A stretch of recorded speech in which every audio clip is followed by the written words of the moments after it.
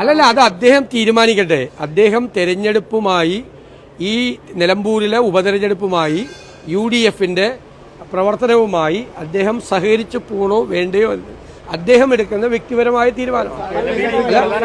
ഞാൻ പറയട്ടെ അദ്ദേഹം എടുക്കേണ്ട വ്യക്തിപരമായ തീരുമാനമാണ്. ആ തീരുമാനം അദ്ദേഹം എടുത്തു കഴിഞ്ഞാൽ അപ്പോൾ UDFന്റെ അഭിപ്രായം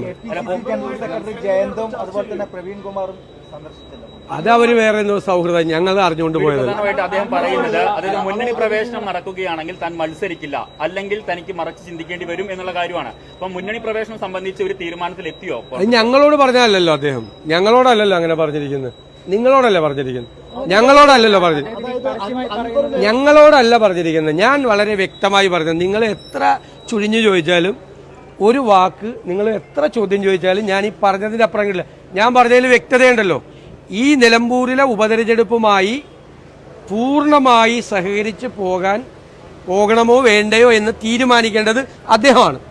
അദ്ദേഹം ആ തീരുമാനം എടുത്ത് ആ തീരുമാനം പ്രഖ്യാപിച്ചാൽ ഞങ്ങൾ UDFന്റെ അഭിപ്രായം ഞങ്ങൾ പറയും.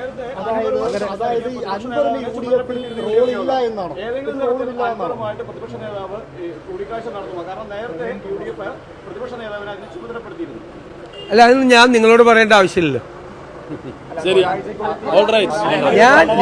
അല്ലല്ല, നിങ്ങൾ I have made it very clear. പറഞ്ഞല്ലോ, ഒറ്റ 2 സെന്റൻസേ ഉള്ളു. ഒരു ചോദ്യം വേണ്ട, 2 സെന്റൻസാണ് ഞാൻ പറഞ്ഞത്.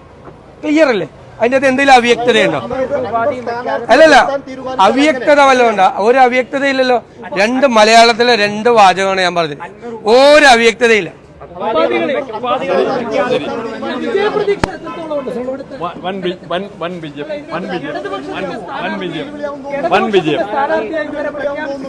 അതല്ലേ പറഞ്ഞത്, ഞങ്ങൾ തെരഞ്ഞെടുപ്പില് വളരെ പെട്ടെന്ന് സ്ഥാനാർത്ഥിയെ പ്രഖ്യാപിച്ച് തെരഞ്ഞെടുപ്പ് ആ റേസിൽ ഞങ്ങൾ വളരെ മുന്നിൽ എത്തി.